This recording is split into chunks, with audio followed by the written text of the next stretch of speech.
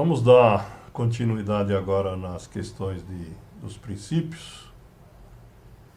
Só relembrando, a gente está trabalhando os princípios, que são o nosso primeiro pilar.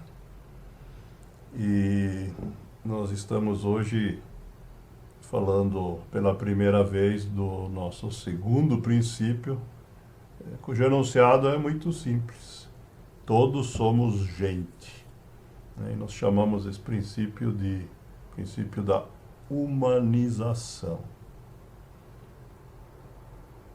É só relembrar que toda vez que a gente trabalha um princípio, a gente tem que pensar onde ele se aplica, né? Porque nossos princípios visam questões comportamentais, então elas se aplicam nos lugares onde a gente interage com outras pessoas, né? Seja no nosso entorno direto, a nossa família, seja nos círculos sociais que a gente frequenta,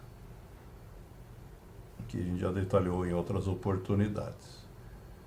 E para cada princípio, né, a forma que a gente está usando para explicar é trabalhar primeiro com frases de autores célebres que refletiram a respeito dele, né? Depois fazer questionamentos específicos para nos desafiar a pensar nisso a gente mesmo.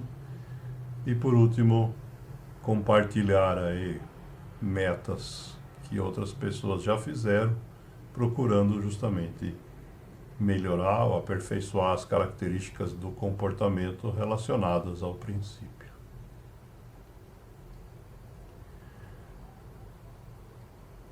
Como estamos iniciando, então, hoje nós vamos começar a visualizar aí algumas frases célebres. E nós começamos fazendo um apelo aos super-heróis, então vamos continuar com eles por enquanto. Jack Sparrow é o protagonista da série de filmes Pirata do Caribe.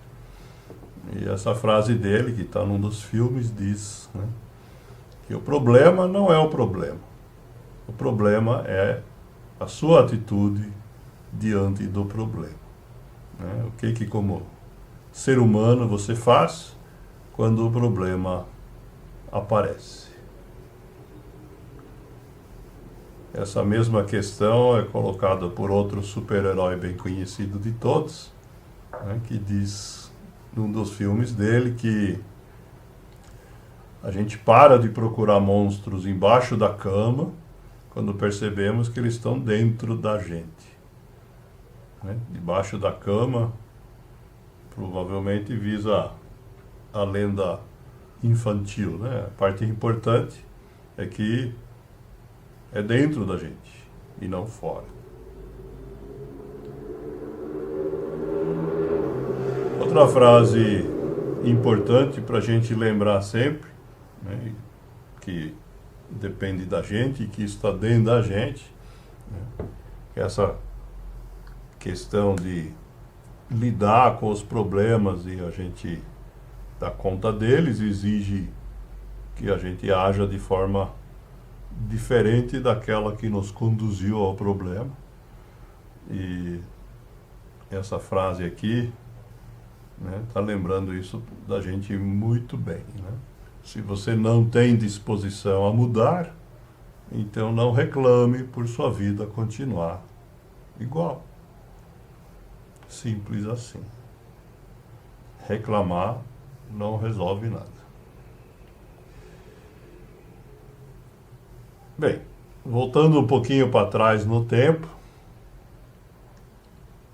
né, o princípio da humanização, todos somos gente, na verdade serve para lembrar a gente que no ponto de partida somos todos iguais, né? Na natureza todos nós nascemos do mesmo jeito, terminaremos do mesmo jeito, e é isso que essa frase de São Francisco de Assis lembra a gente, né?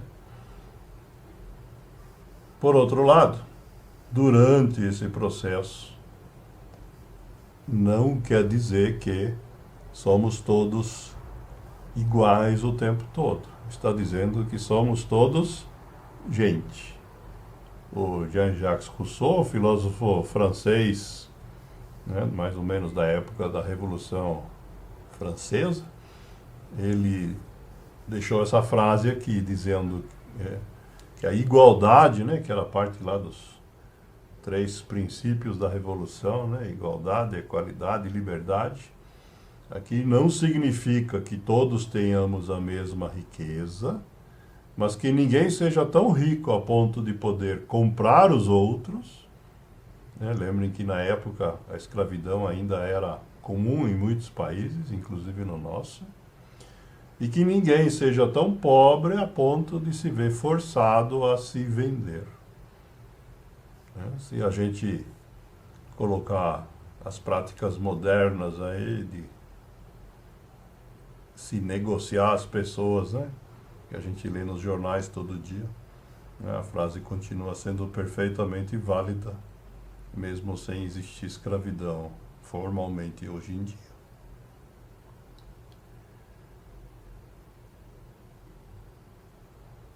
Essa é outra frase de um autor relativamente desconhecido, né, que eu vou usar aqui para introduzir o último conjunto aqui de frases de hoje. Diz assim, olha, nossas limitações são patentes.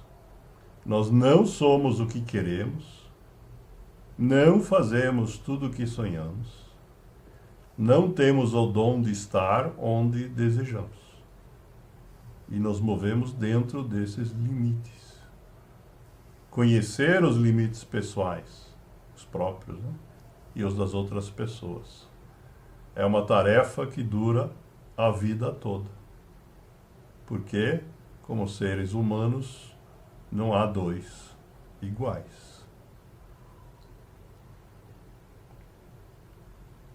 Einstein deixou essa frase, a gente já apresentou ela em alguma outra oportunidade, né, dizendo que a felicidade, que muita gente diz ser seu objetivo principal de vida, ela não se resume na ausência de problemas, mas na capacidade de lidar com eles, porque problemas todos teremos sempre.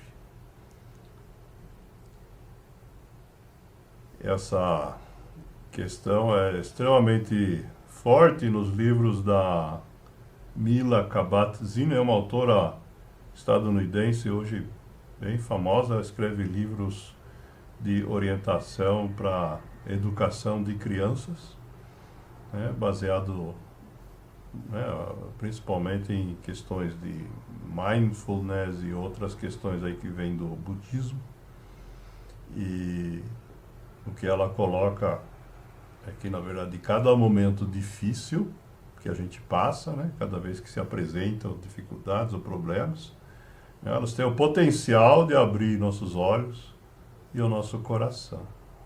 E eu chamo a atenção aqui para a palavra potencial, porque se nós vamos abrir ou não os nossos olhos, o nosso coração, depende de cada um. Não é automático. E para concluir por hoje,